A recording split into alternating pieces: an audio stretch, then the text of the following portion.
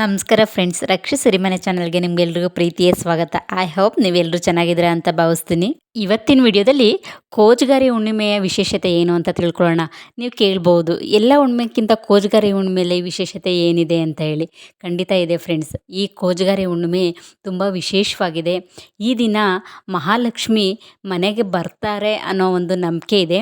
ಇದು ಎಲ್ಲವನ್ನು ಕೂಡ ಇವತ್ತಿನ ವಿಡಿಯೋದಲ್ಲಿ ಹೇಳ್ತೀನಿ. ಅದರ ಇತಿಹಾಸ, ಅದರ ಮಹತ್ವ, ಅದರ ಪೂಜಾ ವಿಧಾನ ಎಲ್ಲವನ್ನು ಕೂಡ ಈ ವಿಡಿಯೋದಲ್ಲಿ ತಿಳ್ಕೊಳ್ಳೋಣ.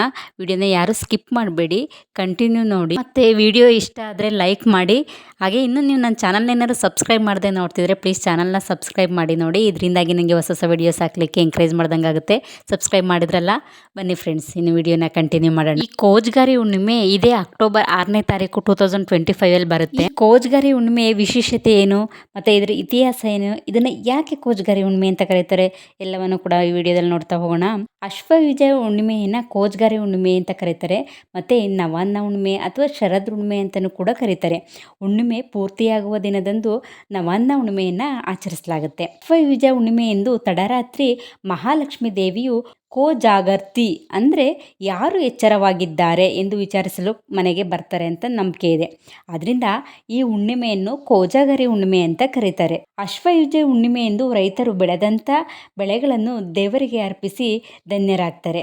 ಆದ್ದರಿಂದ ಈ ಹುಣ್ಣಿಮೆಯನ್ನು ನವಾನ್ನ ಹುಣ್ಣಿಮೆ ಅಂತ ಕೂಡ ಕರೀತಾರೆ. ಅಶ್ವಯುಜ ಹುಣ್ಣಿಮೆಯು ಶರದ್ ಋತುವಿನಲ್ಲಿ ಬರುತ್ತದೆ. ಅದರಿಂದ ಇದಕ್ಕೆ ಶರದ್ ಹುಣ್ಣಿಮೆ ಅಂತ ಕೂಡ ಕರೀತಾರೆ.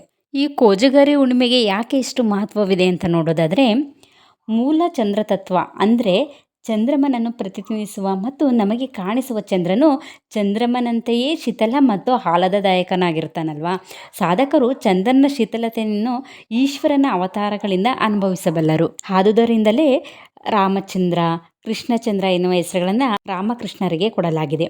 ಚಂದ್ರನ ಈ ಗುಣಗಳಿಂದಲೇ ನಕ್ಷತ್ರನಮಯಂ ಶಶಿ ಅಂದರೆ ನಕ್ಷತ್ರಗಳಲ್ಲಿ ನಾನು ಚಂದ್ರನಾಗಿದ್ದೇನೆ ಎಂದು ಭಗವಾನ್ ಶ್ರೀಕೃಷ್ಣನು ಶ್ರೀಮನ್ ಭಗವದ್ಗೀತೆಯಲ್ಲಿ ಹೇಳಿದ್ದಾರೆ.